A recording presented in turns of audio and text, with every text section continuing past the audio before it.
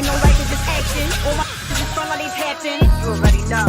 Poppin'. Ain't no stopping me now, steady rockin'. Watch them hate on me now cause I'm locked in. Watch the hate on me now cause I'm poppin'. I ain't stopping. And the New York Giants are the Super Bowl champs. What's going on to all the Ninja Watchers, sports fans, football fans, New York Giants fans? Welcome back to the first Big Blue Lounge of the 2024 season. I got my co-host, Big Pat Sports Talk, and the unpopular opinion sports right there, NYG 22 up in the building. Hopefully some more members of the Big Blue Crew Sports Network will stroll on in, you heard. But we about to talk about a future champion in the making. And when I say that, I'm talking about the New York Giants. Now, a lot of people have been pissed off that the Giants didn't draft a quarterback. A lot of people have been making all types of crazy comments about what are they going to do? They still got Daniel Jones. It doesn't matter that they got Malik Neighbors. They still got Daniel Jones. It doesn't matter that they've addressed the offensive line. They still got Daniel Jones. Well, guess what? What you people have not been paying attention to is the amount of competition that Joe Shane and Brian Dable have brought into this organization. There is competition at almost every position group on this team. We have depth and we have guys that have to earn their spot. And when you create that type of environment in a locker room and you make these guys compete amongst their own peers and their own friends for that position, then competing against the opposing team is not hard at all because you've been competing against the guys that you love and have friendships and camaraderie with. Okay, that creates an atmosphere in that locker room of competition, and competition breeds excellence because you want to beat the guy in front of you, next to you, or behind you, right?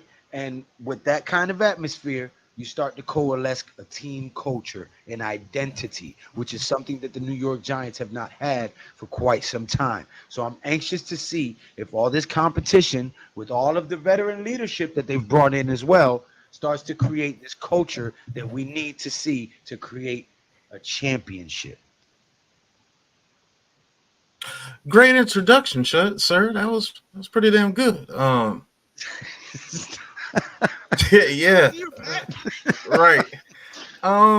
Creating a championship culture does start with competition amongst the team. You have to have competition amongst the team because you have to have that pressure in the building. What I mean by that is you got to know that your job is not safe. There's somebody that's right underneath you, pause, that's willing to take your job, that's willing to come in and produce when you're not able to produce, such as Slayton and Hyatt. That's a very good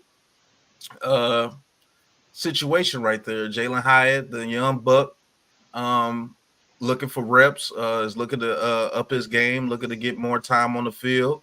Darius Slayton, he's fighting for a contract, a lucrative contract to support his family in the future, and he does deserve between 11 and 15 million because that's where his production says that he should be paid. NYG brought that up on his channel not too long ago. People like what's the boy from the Packers that went to the Jets? He's getting 14 million. He has better stats to him. Jerry Jeudy, similar stats. Never had a 1,000-yard season himself. He got 19 or 18 million. So I do not blame Slayton for asking for what he's worth. Now that they gave him a little more incentive, which was basically nothing, is Darius Slayton going to come out and ball out this year, finally get 1,000 yards and go get a $20 million contract? Or is Hyatt going to beat him out on the field and get more reps? Instead of getting 10 to 15 reps, is Hyatt going to start getting the 20 reps to 25 reps? Is Hyatt's route running going to be on par with Slayton's? Well, who knows? But that's one thing of competition there. Then you got people like Trey Hawkins and Cordell Flott. They're competing. Dane Belton's competing to get some reps. So it's just up in the air. I mean, I wish we could have brought somebody in that could compete with Ojulari for that backup edge rusher role. That would have been great this year. And I told everybody Brightwell was going to be cut. I think that Tyrone Tracy guys might be the starter by the end of the season. But what you think about it, NYG?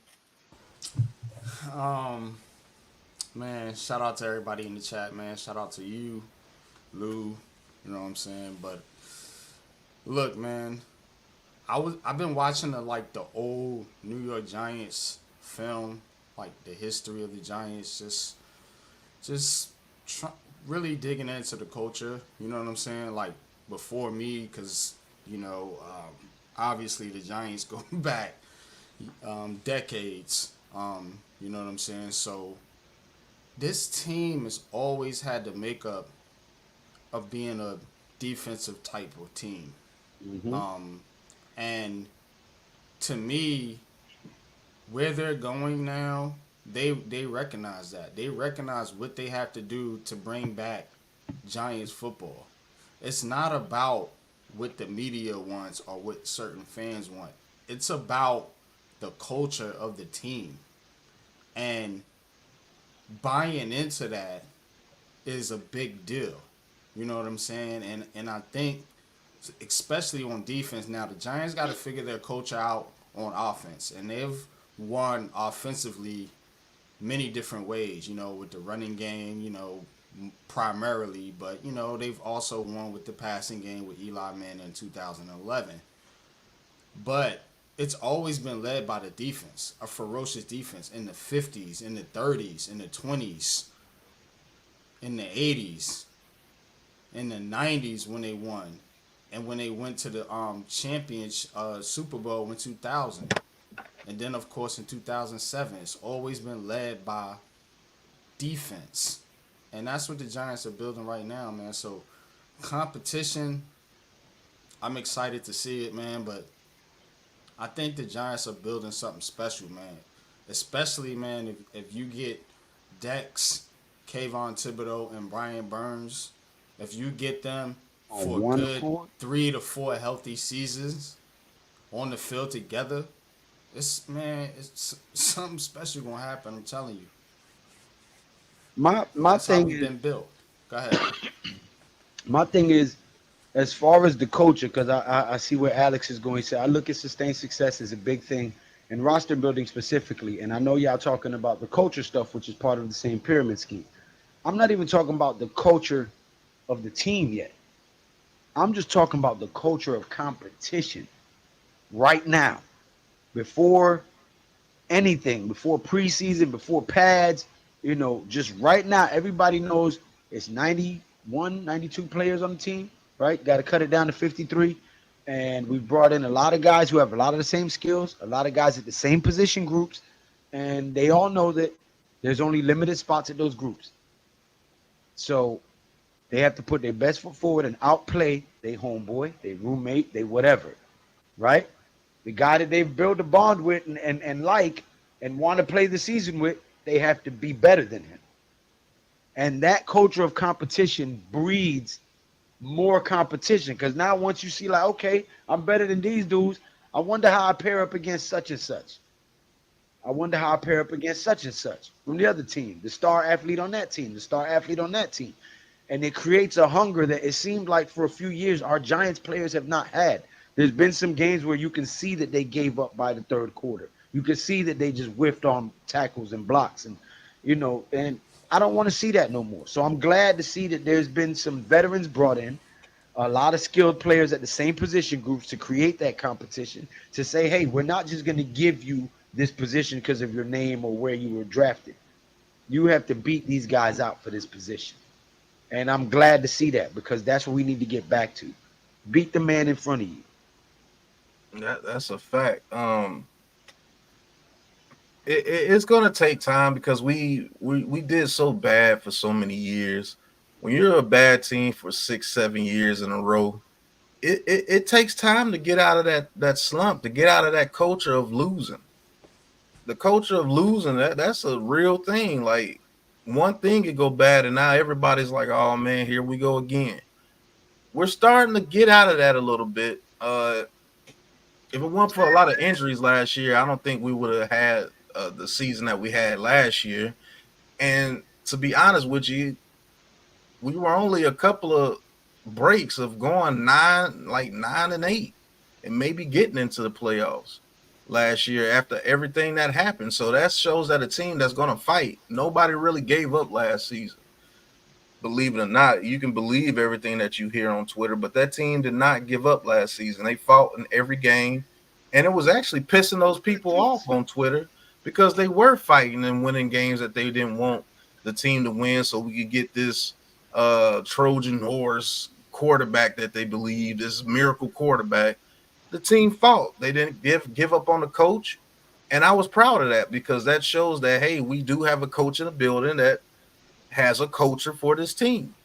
Even though we didn't have the players that we needed to go out there and win, all our major players were hurt. They still fought every game and wound up beating a playoff team with the Packers. Wound up being a 2-point conversion from beating a playoff team in the Rams, beating a playoff team in the Eagles, and competing. Shouldn't have lost to the Jets. Should have beat another playoff team in the Bills. So I was very excited last season because this team fought. NYG, back in the day, about 4 or 5 years ago, this team would have went 1 and something because they would have just gave up. Yep. But you see people like Simmons that was playing hard. You seen Tommy DeVito play hard, Tyrod Taylor play hard. The offensive line progressively got better throughout the season, which allowed us to throw the ball deep to Hyatt, Slayton. Wan'Dale Robinson started to come into his own going down the stretch of the season. The defense balled out, was averaging almost 3 turnovers a game during the stretch of the season. Even with Wink and Dabo beefing, they still played their hearts out and played some of the best defense in the league the last 8 weeks. So you got to look at the team as a whole, man. You can't just wish for a certain player like they're just going to save your franchise. It don't work like that. You got to have a culture in place, man. But what do you think about the culture in the building, NYG? Man, I like the culture that they are building because you have to understand now there's no so-called leader on offense. Yeah, Malik Neighbors is expected to be that, but again, it's more even. There's no like Saquon Barkley. There's no Odell Beckham Jr. here right now. So it allows your team to grow together. You know what I'm saying? Because they're all on even kill right now. You don't have nobody that's supposed to be the superstar, the X factor, or whatever that everybody's supposed to. Oh yeah, this is the guy. So on and so forth. Everybody's on even footing right now in this Giants on this offense, just particularly the offense. So I think that it allows your team to grow. It allows your team to grow as a unit because all these Giants championships that they won, they've always had players that were, I don't want to say outcasts, but just, it's never really been like this big time superstar outside of Lawrence Taylor. He's like the only one. You know what I'm saying? And it's just been a team effort. And I think they're getting back to the team effort to where there's no, so-called alpha, as they say out here, you know what I'm saying, in the room. It's just a group of guys that's trying to prove that they they belong in this league. You know what I mean? So I think that's important. And it allows Brian Dable to, so-called have control of the locker room. Taj. What's going on, Taj? Well, I have a little subject that I want to talk about. NYG may not like this subject. The offensive line coach and Brian Dable have come up to the conclusion that Evan Neal is going to be the starter at right tackle no matter what. So he's not going to have any competition at the right tackle position this year. And they're going to decide if light-skinned Jermaine is either going to play right guard or left guard. But they have probably our best interior lineman in John Runyon Jr. at the right guard position. But basically, by what they're saying, there will be no competition for Evan Neal at the right tackle position. So the only way he's going to lose it if he's just either hurt or he's just completely awful. I mean, how do you feel about them coming out there and saying that in so many words so early? I think they're rolling the dice I think Shane and Dable are betting on their draft picks. They're betting on their scouting department. They're betting on themselves to say, look, we They got can't this come right with out this there. guy. Yeah. They That's can't come that's out the there and say we messed up. He sucks. They can't yeah, do that. They got and that's what they're doing. That's why they're doubling down on it. I mean, and it's dangerous. It's a gamble. Sometimes it works, sometimes it doesn't. You know, I would play it safe, and you know my plan. But look, it's nothing I could do about it, so I'm not gonna piss and moan about it. But do I agree with this decision? No, but they have a right to do it. You know, they drafted the guy, so you doubling down on what you think is somebody that's going to hold down the right tackle spot, you know, for years to come for the New York Giants. That's what you're doing. And to not have any competition is like, okay, you got a guy coming off an injury. Why wouldn't you have any competition for him? You don't know what he's going to look like. Unless you got some inside information that we don't know, and you've seen Evan Neal, you know, behind the scenes, you know, blocking NFL caliber edge rushers. hey, hopefully Brasilio fixed what Bobby Johnson failed to teach. Maybe they see in these guys way more than Bro, we are. We see they little just clips here and there. They're there barely with them running got drills, and in training so camp though. That's what I'm saying. They maybe just barely got in hopefully training camp. hopefully they're not doubling down and they just see something that we haven't seen yet. And hopefully Brasilio fixed all of the little woes that were causing us to want to throw up, and we can get this ship righted and I would bring say home this, that Lou. chip. If Evan Neal is just decent, just be decent. It'll be Like a big difference. Yeah. yeah, he can't stink. Like the expectation is not for him to be some all pro right tackle. You know, that's not what we're talking about here. We're just talking about be decent. Yeah, Don't be solid. you Just know be what I'm solid. saying? That's it. So the bar's not that high. So I hope he can do it, man. But you know, for them to just kind of come out and say it, I don't know. Maybe they coming at the media in a sense. They just want them to shut up about it. But I don't know. I I don't don't know listen why to you would do that. PFF coach. I don't even like using a mock draft simulator. So yeah, I can give a damn about PFF's rankings on us or grades on us. They made me low IQ reporters they got over there. Ain't nobody worry about them. We're going back to the basics. Facts, eh? Hit that like button. Word. Tied with B more last year. Ghost Dog says that speaks volumes for them to come out and say that. Red Fox. Which undrafted free agent defensive lineman has the best shot at the roster? Rogers has the size on Chapman, but I heard Elijah is taking some snaps at fullback. 6 foot, 278 pounds is a load. Pause. And could be the thumper we need. Pause. All right. Okay, Red Fox. Either Neal has showed massive improvements, or they're gonna let him play himself onto the bench. Okay, cool. Mr. Zoe, yo fellas, what up? What up, Zoe? Tyrone Hall, my take is if the coach good with him, I'm good. I'm a fan, now a pro. Just saying. Oh, not a pro. I'm just saying. Okay, I got you. Appreciate that, Mr. Hall. Every free agent comes to the Giants, they suck. When Giants players leave, they are pro bowlers before they even take a snap on another team. Yeah, if Yeah, you listen to that's kind of Twitter. true, Vinny G, man. I think Basilio will Nah, bring the best out of it's Neal. I hope so, Ghost Dog. It's not true at all. many Basilio Giants did the players. most There's with been the less Giants over at the legends Raiders.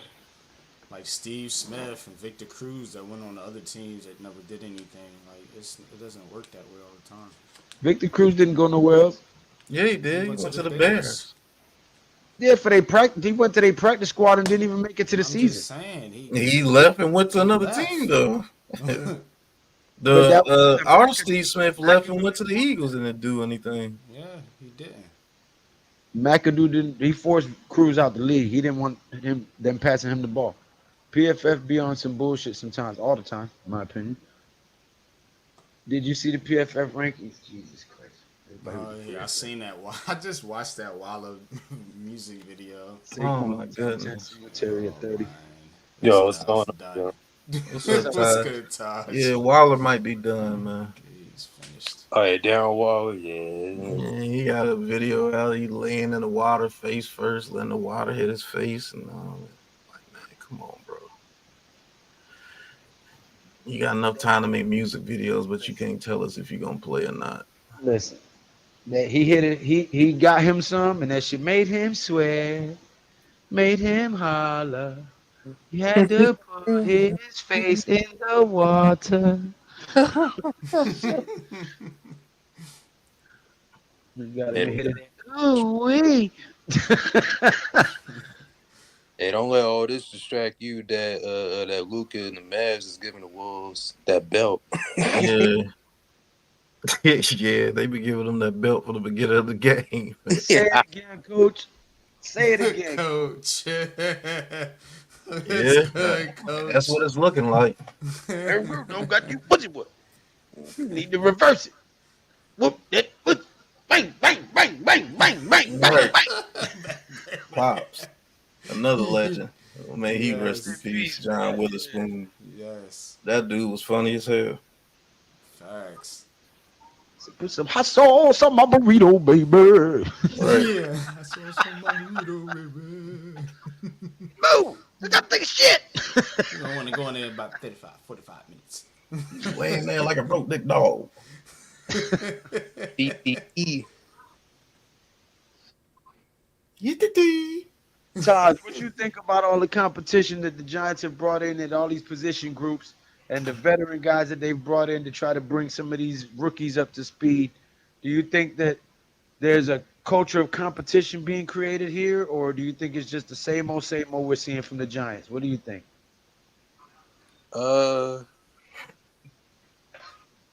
don't know how to put it out, but like it's looking like the way like I'm looking at these tweets and these pictures and stuff like from the Giants, the videos and stuff. As I see Steve Smith with Jalen Hyatt and Malik Neighbors, you know what I'm saying? Like it looks like they doing all those guys are doing a very good job, in there, no drama whatsoever, and the competition on that, I'm gonna have to see how it goes for the preseason and the regular season because I'm just the guy that just has to wait and see. So yeah, that's how I'm gonna put it out. Okay, so he said he ain't jumping out the window with me this year on my 11-6 shit. I understand, Taj. I understand. You've had your heart broken a few times. I get it. Like, all of these are therapists, not a football team, says Darren Gordon. Ghost Yeah, dog. that, Every time I go in the kitchen, you are here eating up all the food, all the chitlins, all the hog maw. Yeah. Oh I want man. some of them chitlins. I want some of them hog maw. Yeah. I want I some like pig pig feet. Yeah. Hey, what are you doing? You better put some water on that shit. Oh man. Oh, but you know, at the end of the day, all I've heard is negativity. People upset we didn't get a quarterback. People upset that we got neighbors that didn't trade back. People upset that we didn't trade up. I'm like, DJ will be QB1 no matter what this season, so don't even and with matter. with all of the energy you spending on being mad, But he still got to prove something though. That's what I'm saying. That's all. no, I'm with you. I said it. It mathematically did not make sense. And this is a business at the end of the day. They're not going to spend 210 million in free agency in a weekend. Have a quarterback who signed to 160 million and go give up 2 or 3 of your 6 picks to move up and get a quarterback. It's mathematically stupid. So I knew. I'm like, yeah, DJ's going to be our quarterback. We're not drafting a quarterback. We're getting a wide receiver. That's the first thing I said. Then I started saying Malik Neighbors, but at first I was like, we getting a weapon. DJ's gonna be our quarterback. Because mathematically, there's no way they was gonna move on from him and go get a second overall or third overall pick who's guaranteed $40 million a year when you have a quarterback under contract for $160 million. Right. But nobody wanted to listen to math or logic. They just wanted their feelings to kick in. Well, I feel. Well, I want. Mm-hmm. Who cares? One hand is shit in the other, and see which one gets filled first. All right. That's all they care. Oh, you want a quarterback? I want someone that the media loves, because that's all it's about. It's just about having somebody that the media loves, the media hypes up, and you can say, "Look at us, we have him." Same thing that it was with Saquon Barkley. Same thing it was with Odell Beckham before him. Just somebody that is just a flash. Yeah, they just want flash. And I understood the Barkley pick. He was trying to give Eli a spark.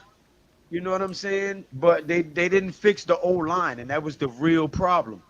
Yeah, we stopped making the ugly picks. You remember years and years we had Strahan and Tolliston and all those guys. Then we drafted OC to bring in with Strahan. Then we drafted Justin Tuck. Then we drafted Cofield. We drafted Linville Joseph. We drafted Kiwanuka.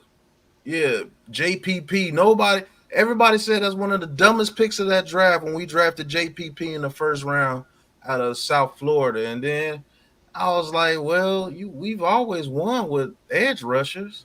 Yeah. So why would that be a stupid pick? But in that year, we had Human Tug, JPP, Kiwanuka was still on the team, Linville Joseph.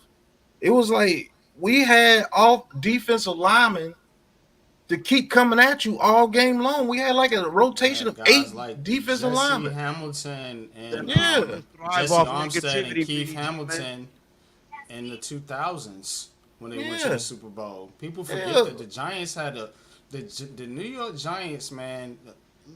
Yeah, I got something for y'all for trivia, man. But the New York Giants have been very, very good, man. For a long time, especially in the 90s, man. People forget that they went to that Super Bowl, and they was good in 93, 97. They had real good seasons, man. It's always been led by their defense. Always. Every single time. Yeah, because when we made the Super Bowl with Jeff Hostetler, when Phil Simms got hurt, it was the defense. Phil Simms' first Super Bowl, it was the defense. Dogs, even in Kerry the 50s. Collins. Even in the 40s, defense. The 30s. It was defense, and it seems like in Little Tunnel. They had Cal Hubbard. Yep. You know, it's like we've always been led by our defense. How did we make the playoffs in 2016? The defense. We would get one play by Odell Beckham, and the defense would hold the team to 10 points. We beat the Cowboys 10-7. You know what I'm saying? So it's I don't know, man. It's like that's why I always question: are you dudes real Giants fans? Because real Giants fans know the defense has always been the focal point. And what I mean by the defense has always been the trenches, the defensive line. And thank you, Joe Shane, for getting us Brian Burns.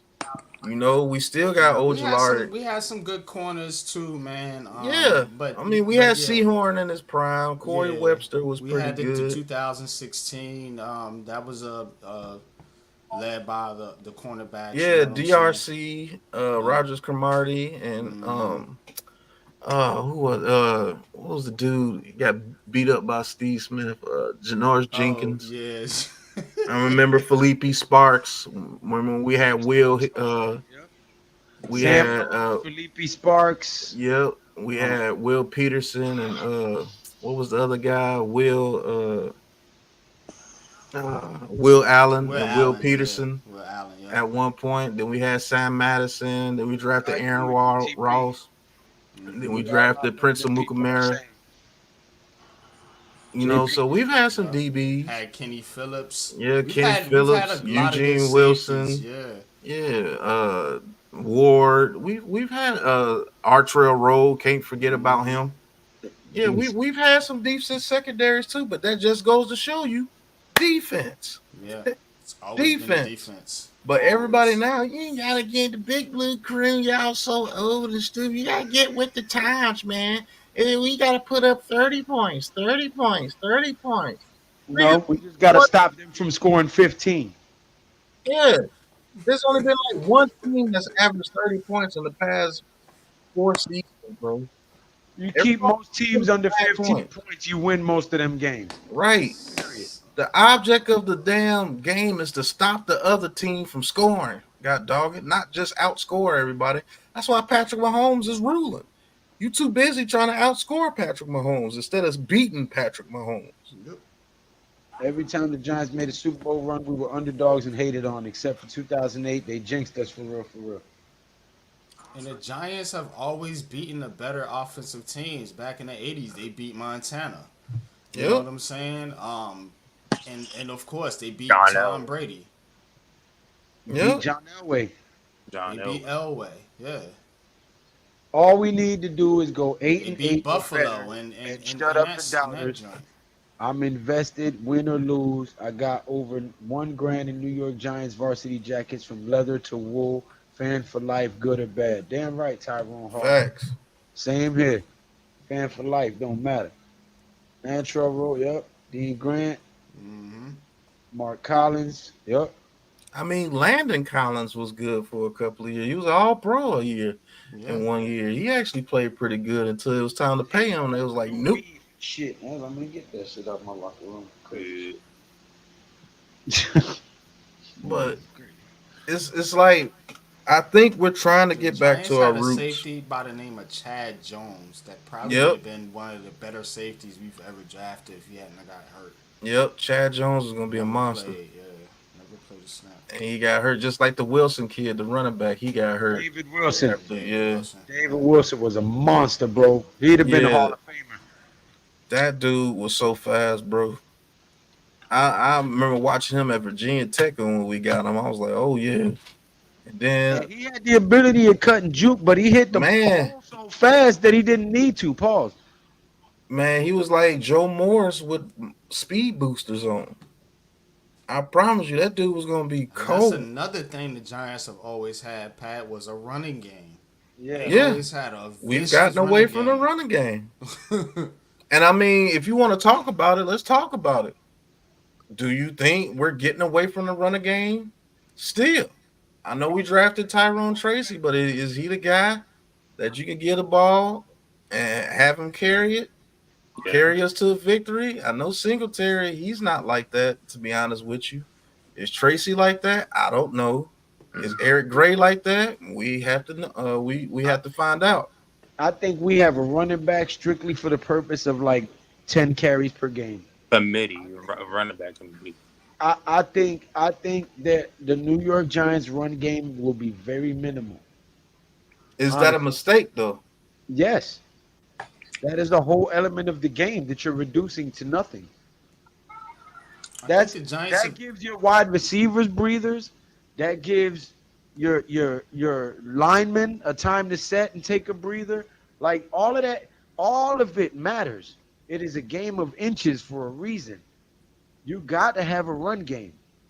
To try to make the run game obsolete, you're gonna wear your guys out and be completely fatigued by the fourth quarter or the end of the third quarter. when the Giants have been good, we've always had a running back by committee. Go back to Tiki Barber and Ron Dane, and then you thinking about Jacobs and Bradshaw. Then you thinking about Ward and Jacobs. In those seasons. The Giants have always been good. Dave Meggett, Tyrone Wheatley, like we've always had, running back by committees. But the problem is it's the philosophy of the coach. Like, is Brian Dable really willing to adapt and get away from this Buffalo pass happy offense that him and Kafka want to implement, and really build on the trenches. And to again, just the strength of your offensive line, primarily, particularly with Evan Neal, is running the football. So if That's a fact, NYG. But go, my bad. Go ahead. nah, because if you want to get your offensive line men, going, so to speak, you Pause. gotta run the football. And what Evan Neal was good at is running the football. So at least commit to the run early in football games so that you get your linemen some confidence, and then maybe they play better in the pass game. This is the best way I can explain it. This is the best metaphor I can give. In boxing, you have what's called a feint, right? A feint, like when a woman faints. Mm-hmm. A feint is you give the look, like you're gonna, like it's a flinch almost, like you give a little move, a little gesture, like you're gonna throw something, to gauge the reaction. And you do that with a couple different maneuvers, right? And you kind of get a sense of what his defensive skill set is, or what his go-to move is. So then you can set him up with that feint. The run game is similar to that.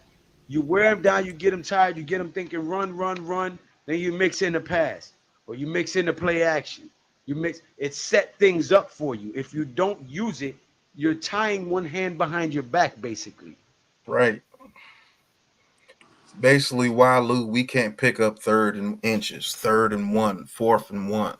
And we lose drives because of that bull crap. And I don't know how many times NYG we were calling games last year, and I wanted to flip my desk because we couldn't get a third and one. Mm-hmm. And I do believe we're still going to be in trouble of getting that this season, maybe even more this year.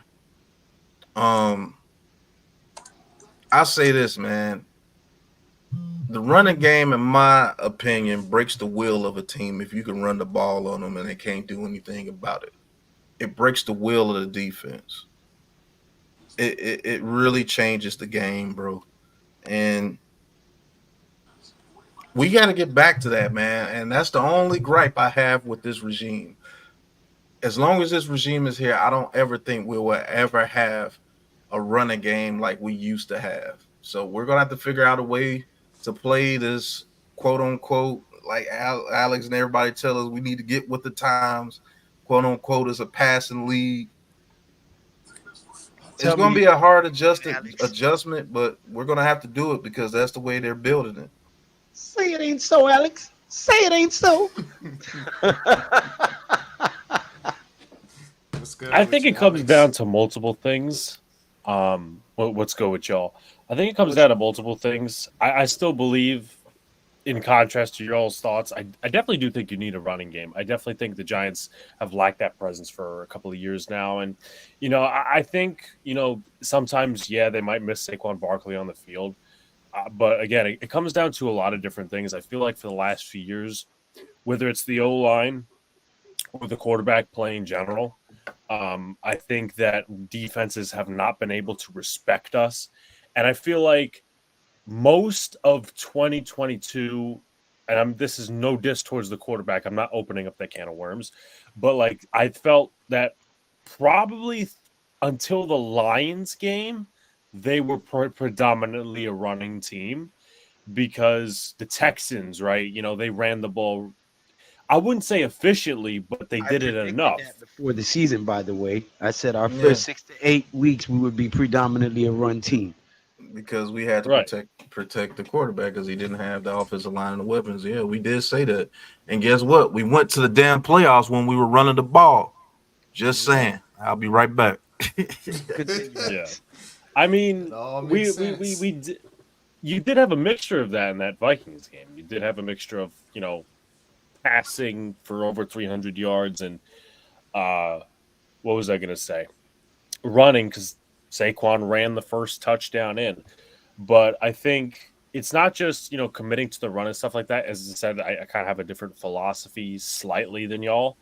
I still think it's sort of a passing thing. And, we'll see what happens this season because do I think Singletary is a downgrade? Yes.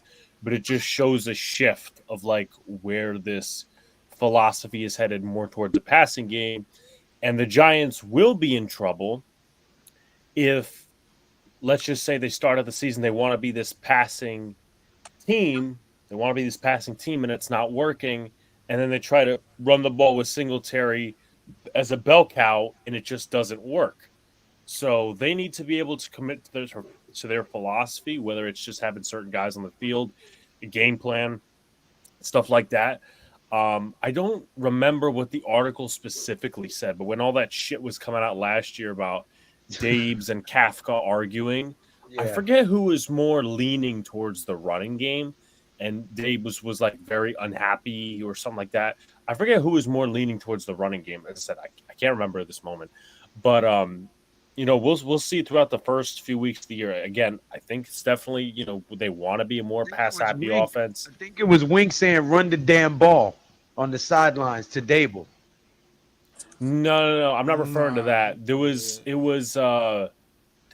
I know what you're talking about, Lou, but there was a separate instance where Dable would overhaul or try to just like interfere with the play calling that Kafka was doing from the booth, and Joe Shane had to sit and basically like monitor them.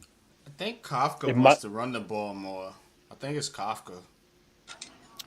Nah, because he was look at how he called the game in the but he was a East-West pass specialist for Kansas City before we brought him over here. But look at how he play call in the East-West Shrine game when he got to actually call plays.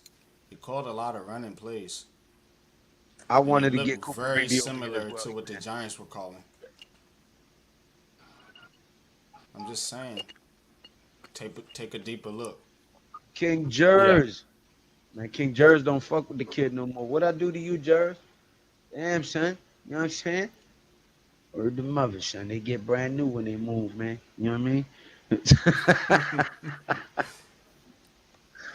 Vinny G, man. Big Pat, I watched the video on Corbin breaking dudes, laughing, and we got Turbo. Also, the kid we drafted that was a receiver, sick weapons, bro. Yeah, shout out to Tony, his Deshaun's cousin, who I happen to keep in contact with. You said what now? No, I know Deshaun Corbin's cousin. Oh. I was like, what? Joe Shane's cousin. Yeah. I don't know what talk some shit. I'm not in that deep.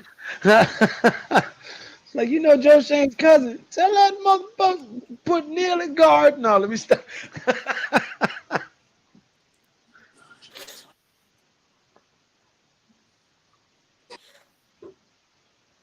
No, I mean, I hope they do see something that we don't see by coming out and saying that Neal will be their right tackle. I hope that Brasilio has made him improve by leaps and bounds and taught him what apparently Bobby Johnson wasn't. And maybe they've seen something that has given them the confidence to come out here and be like, no, Neal is the guy. Yeah. I think it's just going to be a variable of variables of epic proportions, because if Neal struggles, well, first of all, what I think is, and I said this when NYG was doing his giant conversation thing, that they probably put Runyon on his side because he's the better pass blocker. I don't think he's the better overall lineman because Illuminor is kind of balanced, but I think Runyon is the better pass blocker, and that's what they need Neal to get better at.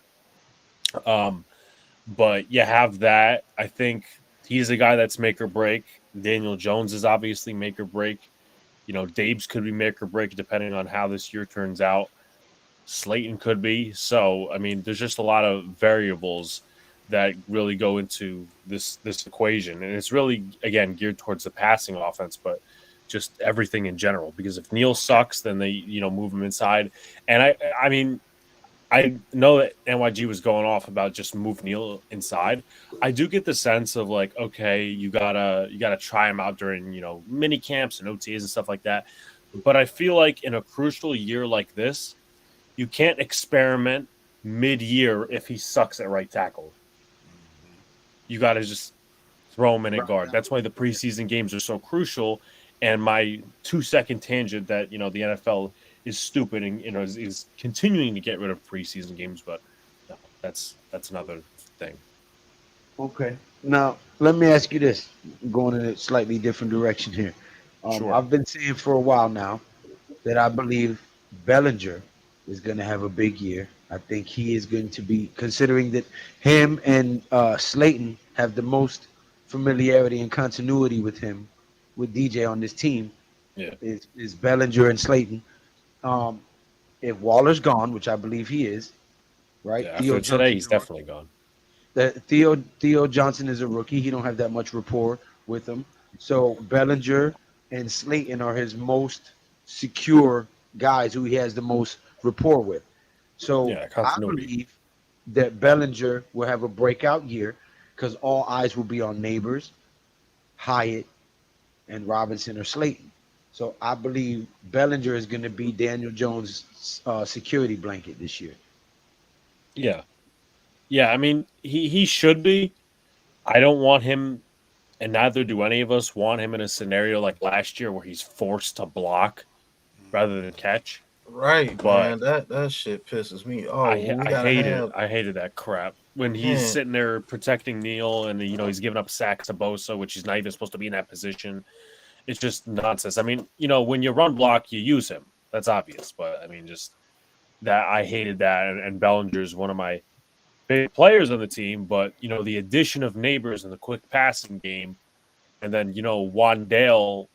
I think he had a very sleeper type season because he was one of the best in separation.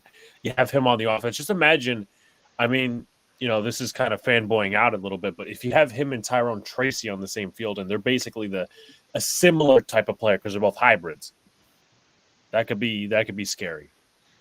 And that undrafted receiver that we got as well. I did a video about him. He had 1,080 yards, um, 13 touchdowns. He went undrafted. We got him. We picked him up. I forgot his name. I did a whole video about it about a month ago. But I think he has a shot of making this team as well. So we got a wide receiver core that DBs are going to be focused on, and Bellinger can kind of sneak through the cracks and be open a lot. Yeah. Let's see. Hold on, I got to get to a Ninja Watcher over here. King Jers, welcome back, Mr. Ninja Watcher. My boy bounced and was watching from the Shadow Realm and then came back. Now, what's going on? Thank you. I appreciate it, Jers. Yeah, he's a member of my team too, man. Nah, yeah, Thank you, King Jers. he been a member for the longest, but I ain't seen him in the chats in a minute. I didn't even know he wasn't a member no more. I just know I hadn't seen his name in my chat for a minute. Just thought about it. Don't they have to decide if they're picking up Neal's fifth-year option after this season? No, it's after next season. It's after next season, yeah. Because this is his third year, so next year would be his fourth. They have to decide that year if they're going to pick up his fifth-year option. I think Tyrone Tracy going to help catching passes out the backfield. Facts. Hey, guys, I believe it will be Dable's last year with the Giants if the Giants lose, especially if Bill Belichick says he wants to coach the Giants. I think we have to have a disaster of a season, but that possibility is out there. You just have to be I mean, I don't want a losing season. We all don't, but if you're competitive, at least you're competitive, and you have like a solid games down the stretch, and you just say, okay, then you could preach patience. But I mean, if you do have a disaster of a season, then you'd probably bring in Belichick, and then that would probably warrant Dak Prescott, and that's a whole other conspiracy. And I don't think this team wants Dak Prescott in I any don't either.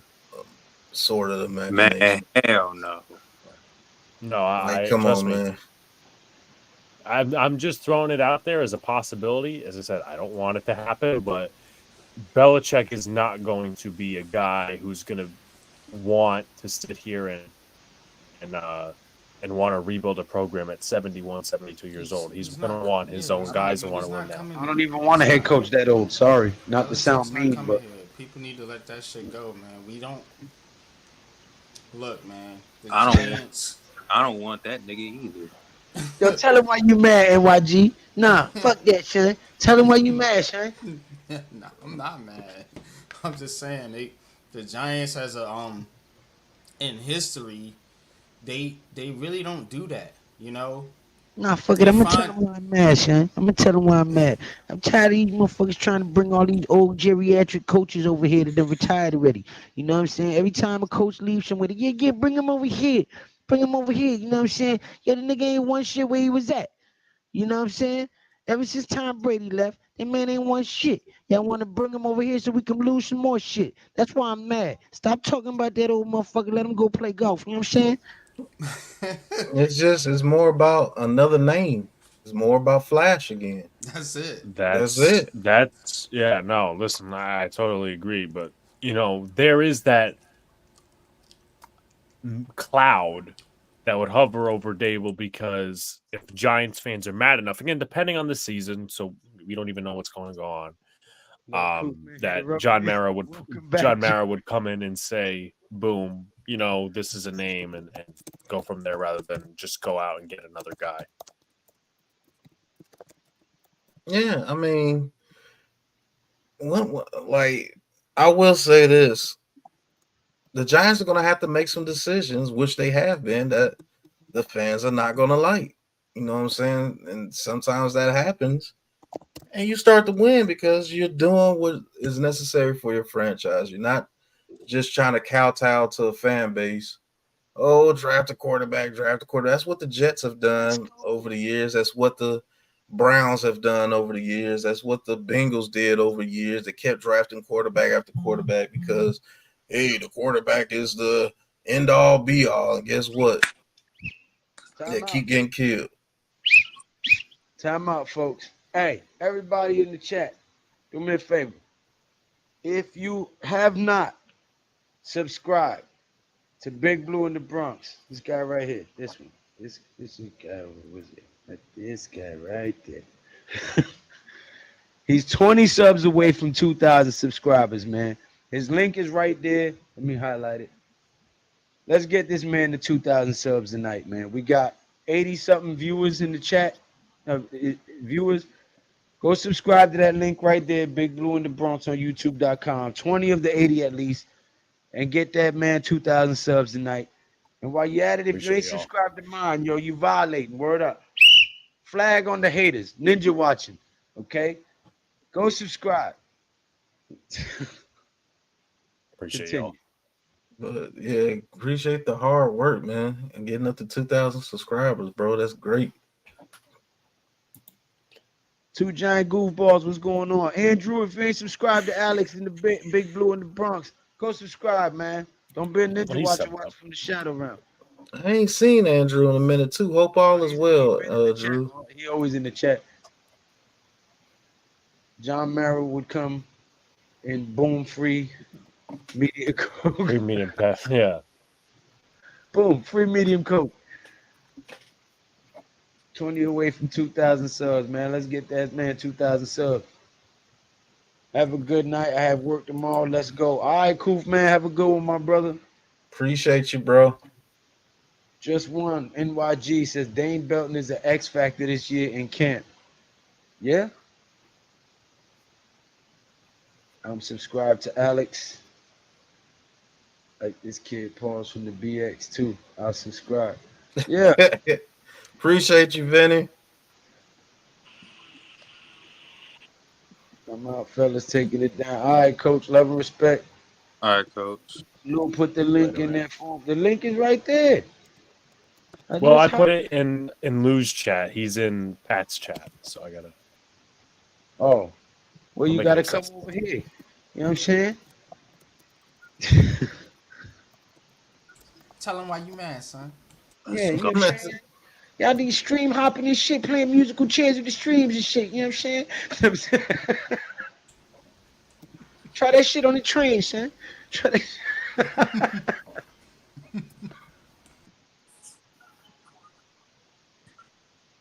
He said, Lou put the link in for him. Salute, y'all. Peace, GD. Shania. He says, sub to Big Blue in the Bronx. Of course, I'm subscribed as every Giants in New York area and general fan should. Appreciate you, Drew. Beavers may be a hidden gem if he's healthier. I hope he is because I had high aspirations for him. Doing good. Hope it Yeah, all off. he looking like another O'Shane Jimenez right now. Who? And Lorenzo Carter. I don't Boogie know if y'all bashing. played Who's Madden. looking like that? O'Shane's. Uh, Darren Beavers. The Yeah, linebacker. he's a mist. Ellison Smith. It Yeah, I sucks because mean, he got injured, and that kind He of played for the derailed. Bearcats before we got him. mhm. Yeah, it We sucks do because need to go ahead. no, I was just saying it sucks he got injured, and then Micah McFadden excelled, and Isaiah Simmons came in, and that was pretty much the end of him. Facts, but we do need to find that fourth edge rusher. And I'm not saying he has to be a superstar or anything, but I think he just needs to be solid. He has to be better than Boogie Basham. I swear. Oh man, I can't I stand hate. it. Oh my god, that was dude did Like, absolutely nothing. I could be on defense and do absolutely nothing So and get we the out same on salary he Tamon did. Fox. We don't believe in him no I more. wanted him to make the roster last year. I know he didn't do it's much, like but Tamar I've Fox always doesn't been. get a chance for some reason. I don't That's what know, I'm man. saying. That's Maybe this new like defensive coordinator. I mean, Wink was on some bullshit. The more I get into it, man, like that dude was on something different. I I don't here's mean, know. the thing with the Wink. Basham thing was more of a Buffalo connection, though. Yeah, Buffalo Connect. Here's the thing with Wink. Right, but Wink, Timon Fox was better than Boogie Basham. Come on. I mean, here's the thing with Wink, man. He doesn't run his Alex. defense by edge rushers, bro. Like of all his years of coaching defense, he's only had one edge rusher with more than 10 sacks. Well, two. And that was Mosley. Thibodeau and the dude Judon. Other than that, his whole philosophy is blitz, blitz, blitz, and Mosley. try to confuse the quarterback. Are you subscribed to Big Blue in the Bronx, by the way, sir? Yeah, Mosley been subscribed. Like Mosley been here for over a year. Yeah, The super light skinned fella guy right there. Mosley is a veteran, man. How dare you disrespect Mosley? Put some respect on Mosley's name, man. Come Study said. Study said. My biggest, I mean, I happen to like Wink when he came in and stuff, and obviously we went through all the drama and shit.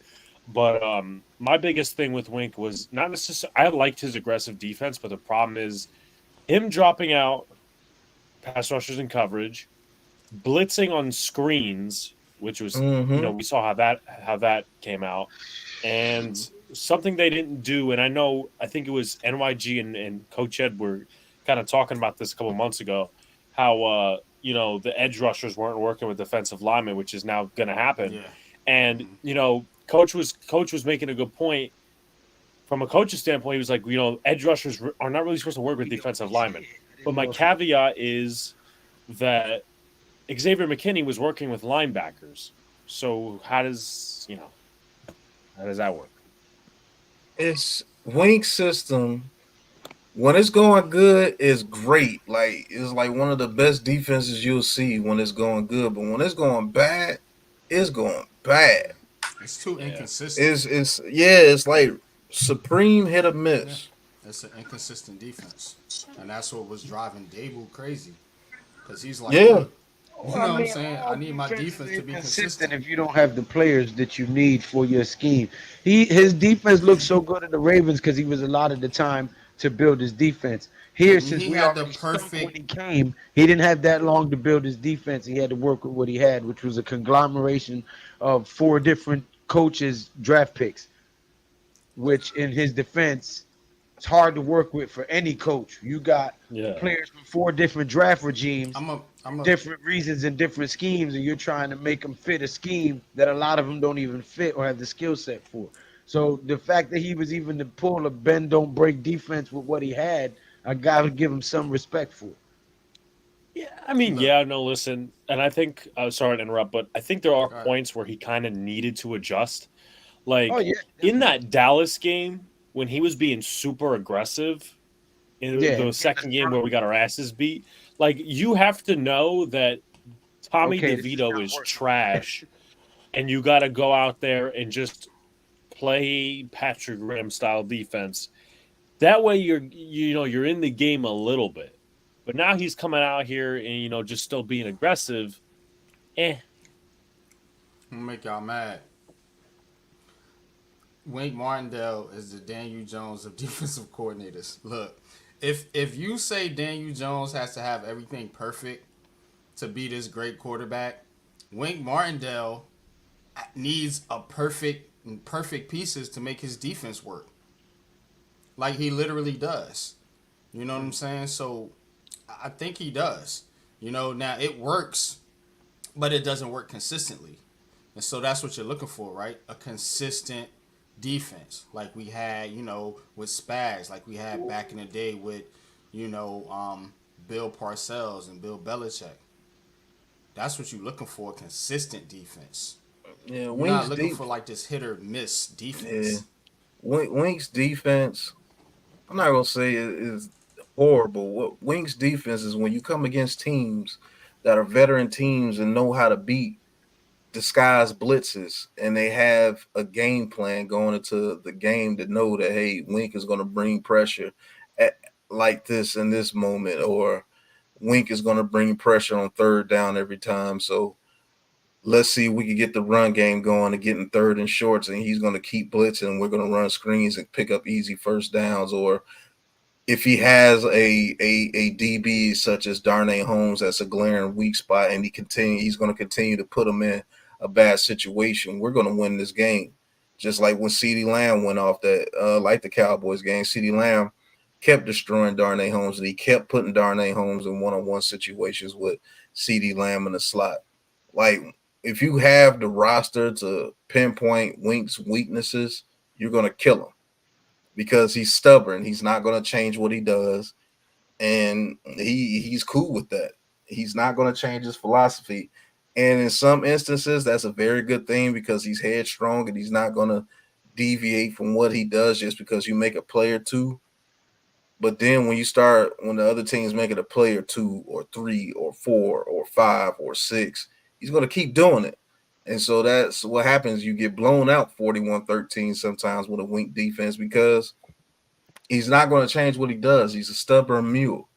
Okay. And it's worked for him and it's worked against him. So I'm with you on that. No, definitely some good points made. But my thing is, and listen, look, I mean, I said I was a big Wink guy until the drama happened and everything. Like, I still see the flaws with Dable being as aggressive as he is, and then Wink just being as stubborn, know-it-all. But I need, as much as we are hyping the pieces on this defense, I need to see that Shane Bowen's going to know what he's working with and how to work them in. But I also think when the whole Wink thing with Wink went down, here's the thing, and I know I might get some pushback for this. I feel like it's going to sound very reciprocal of what Pat said, but I also get his point. Kayvon got 11.5 sacks because of Wink's system. Now, again, very reciprocal to what Pat said, but I feel like with the mismatches and he didn't pull stunts, but all these disguises put him in position to get 11.5 sacks. I still don't think that he's super consistent, and part of that is because Azeez Ojulari would rather be on the sideline than on the field. Yeah. But I think, the addition of Brian Burns should help, but you're going to get a lot of situations where it's one-on-one consistently between the tackle and Tibbs rather than just, a disguise, this, that, and the other thing. There was a guy who was a popular YouTuber who studies film. His name is Brett Coleman. And he said there was only like 2, 3, 4 sacks that Tibbs had out of the 11.5 that were consistently on an offensive lineman or something like that. The rest of that. Now, what I will say is this. Another thing I didn't like about Wink is he would never, ever, ever do defensive lineman stunts. Yep. Never, ever did him. You want to know why? Because he's stubborn. It's based off the blitz. That's not what he's known for, really. Yeah. Now, I will say this, guys. Do you guys believe that Dexter Lawrence is capable of running those multiple stunt defensive alignment stunts that Shane Bowen's going to do? Because we're going to do a lot of stunts this year. based on his defense. Do you think that takes away from Dex's game? Or how do you guys feel Dex will be at the nose tackle this year? Will he be more dominant, or will you see a Dexter Lawrence that has to fall back a little bit because he has to take on those double teams and those stunts and try to get somebody pushed to the right or the left to get that stunt to come back in with a Thibodeau or Brian Burns? Do you see him being less effective this year or the same old sexy Dex? Oh, well, I know I've been talking a lot, so I'll let somebody else go in a minute. But go ahead. Shane Bowen worked with Jeffrey Simmons, so I'd like to think that he's gonna do a similar schematic play style. What now? I have to think a little bit back to the Titans roster, but first of all, my general philosophy is just get sacks, right? I don't care if Dex takes a little bit of a step back and all the, the casuals out there saying, oh, Pro Bowler my ass. No, if you look on the film, he's doing stuff which opens up Burns, which opens up Thibodeau, whatever, right? But I do think you need somebody outside of Dex in the defensive line room to step up and have a little bit of a repertoire as a pass rusher. I'm not asking for 10 sacks. I'm not even asking for 5, but just to step up a little bit. And I think that guy, I don't think he's going to make the roster, is either Ryder Anderson or maybe DJ Davidson, but I don't think he's got the size for it. I think Ryder Anderson is that guy. Exactly. Or that dude we signed from SMU, Elijah Chapman, I think his name is. Yeah, Elijah Chapman. If he makes the roster, then I would say, okay, he could have his rotations next to Dex. But I think in a sense that doesn't matter, and it's going to sound hypocritical. It's going to sound reciprocal and hypocritical to my offensive philosophy, but I don't think any of that's going to matter if we don't have a guy consistently next to Dex who could stop the run. Yeah, that's a fact. I do believe Ryder Anderson can develop into a guy like that, but he's just not getting the chance to develop and get the reps because we got Nacho, we got Davidson, we got Jordan Riley. Yeah, he got hurt. Yeah, he got hurt. So he's not getting the opportunity to, show what he can do because his rookie year and that second year, I actually thought that he was going to be right behind Leo on the depth chart, but I guess he's been getting hurt or something. I don't know. It's like one of those guys that that got talent, but he just can't get on the field because of politics and numbers. You know what I'm saying? Yeah. Jordan Riley is a draft pick. DJ Davidson is a draft pick. Jordan Phillips is a Buffalo guy. Jordan Phillips is a Buffalo guy. He's not beating out Jordan Phillips. And he's just going to be one of those guys that, is going to be on the practice squad. He might get picked up by somebody. Hopefully he can go on and do good things, which I think he can. Just like Tamon Fox. I actually think Tamon Fox should be competing with Ojulari for backup edge snaps. To be honest with you. But you got guys like Boogie Basham. That's purely politics. Yeah. That's purely politics. He shouldn't be on this team. Yeah, that's purely politics, bro. And draft status, because I think Basham got picked, second or third round. He got picked second round by Buffalo. We traded him. We traded for him for like a 7th or something. Yeah, 7th of, was it this year or next year? I think it was this year. Bad picks for him. That's why he's playing. Yeah, so that's politics. You know what I'm saying? So that he's not going to get released. So, I think we have some talented guys, but every regime is not perfect. Every regime is going to have their guys that they bring in because they either drafted them or they just fond of the guy. And sometimes those guys beat out other guys that should be on the team. I really think Tamon Fox can be something if he gets a chance. And it's just not working out that way.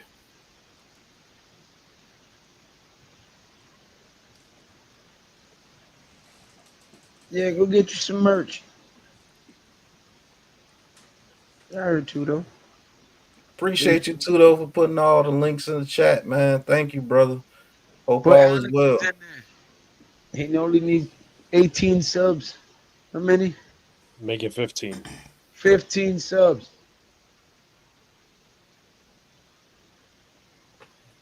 But yeah, Buffalo here. Yeah, I don't. Right. I That, think you I guys are don't like when they do that too. over. You bring a coach from somewhere else and then he starts trying to bring his leftovers from the other team. Like I can't stand when they do that.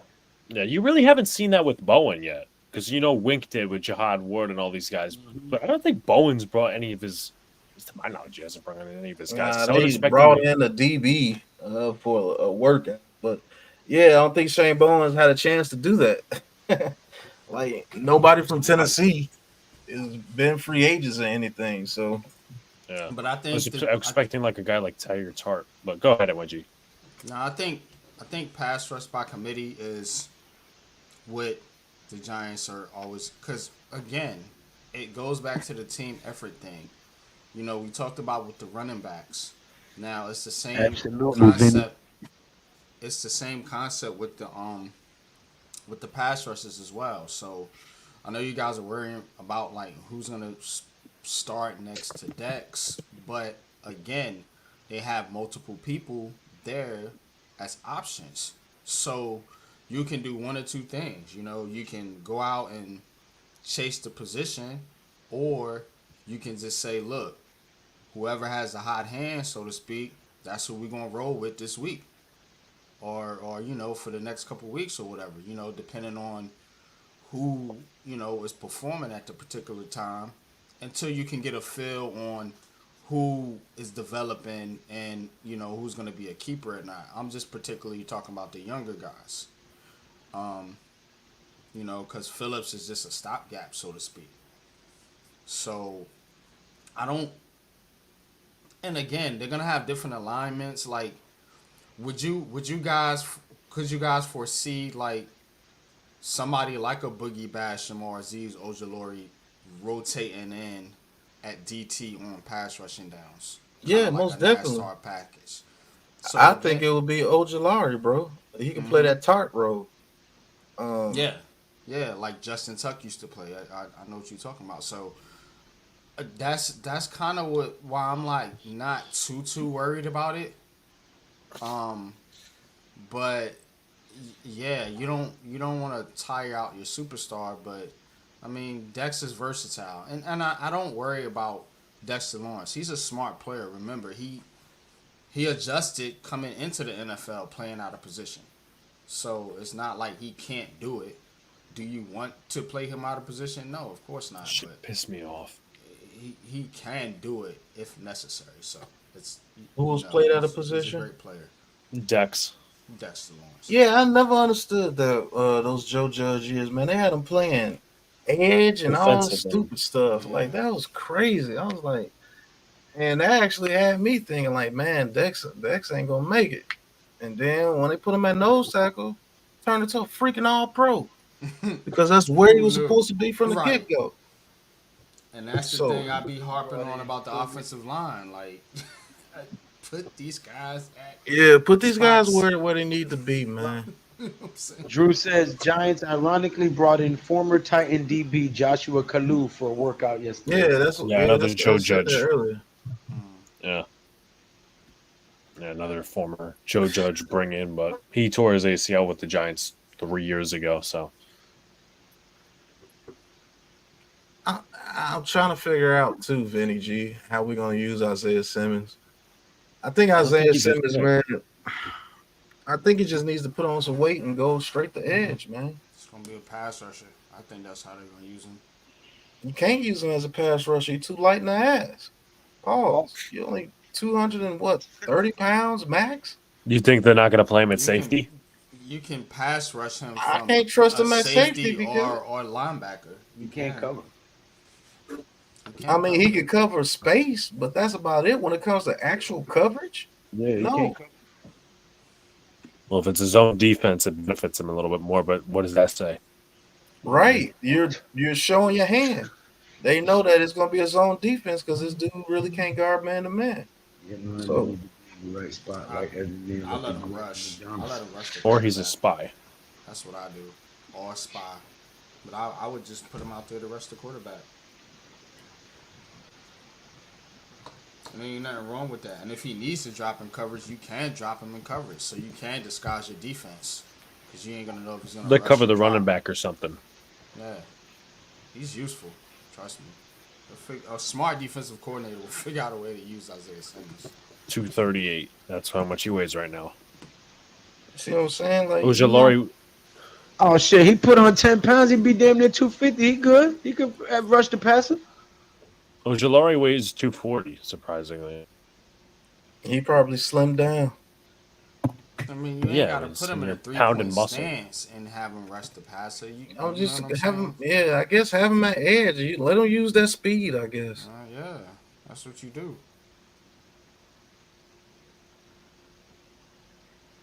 Well, You don't want him on the line, going head up with a tackle or guard. Just have him come up with the speed, from the That's where the linebacker stunts come in. position, or yeah, even a stunt. Exactly. no, Too. no. No. Nah. LT is better than them. Banks is better. Carson is better than our middle Yeah, linebacker. there's no Only LT. one. Yeah. that's you can't get past LT. Right. Yeah. Simmons is backup that plays okay at various places, but not great anywhere. It's been long enough for us to accept what he is. A bum. Yeah, I remember, Oh, I'm sorry. I remember Miz saying that when we signed him, that he's not like good at a specific spot. Well, I wasn't planning on going too long. I need to go take me some ibuprofen and soak this foot and relax for a little bit because my shit is throbbing. So until Saturday night, when Deontay Wilder has his last fight, I believe it's his last fight. Me too. And It's his last fight for real. yeah, I think so. Deontay Wilder Saturday night on Leather to the Face, and then Sunday night we'll be back here on G Nation Inside Sports to talk some more Giants and give you guys some more insight as to what this team is going to look like before Hard Knocks gets their hands on them. Jesus Christ, I'm so worried about what that's going to look like. No, But I guys, think it's gonna be where they cool. can find you at, where they can go subscribe to you, where to look for you on your next show, your next post, and we'll wrap it up and get up out of here. You heard? Yeah, catch me on Sundays, man. Giants Conversations. Got some trivia cooking up. You know what I'm saying? But catch me on Heart of the City, 8:30 Tuesday nights. Took a week off, but we'll be back next week. And catch me on Twitter, NYG22, trolling the anti-Daniel Jones fans. But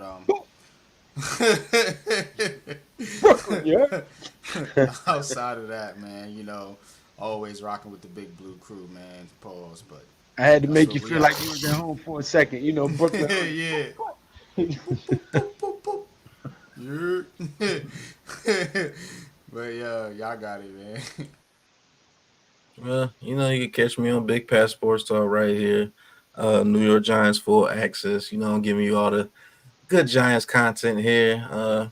Been slacking a little bit in the videos, but it really ain't been too much to really talk about. We're gonna get into the Hard Knocks. I'm actually intrigued to see exactly what they do on this Hard Knocks, but can't wait for training camp to get ramped up, and then we're gonna get that first game of the season against the Vikings, and hopefully Daniel Jones and the Giants can bring out a victory. And I just want to see a good offensive line this year.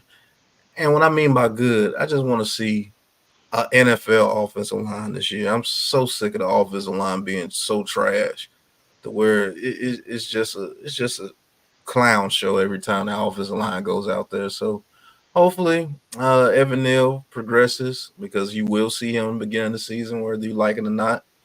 And hopefully light-skinned Jermaine and Runyon and John Michael Schmitz help out Andrew Thomas out there, and let's put up some points and let's see what this team can do.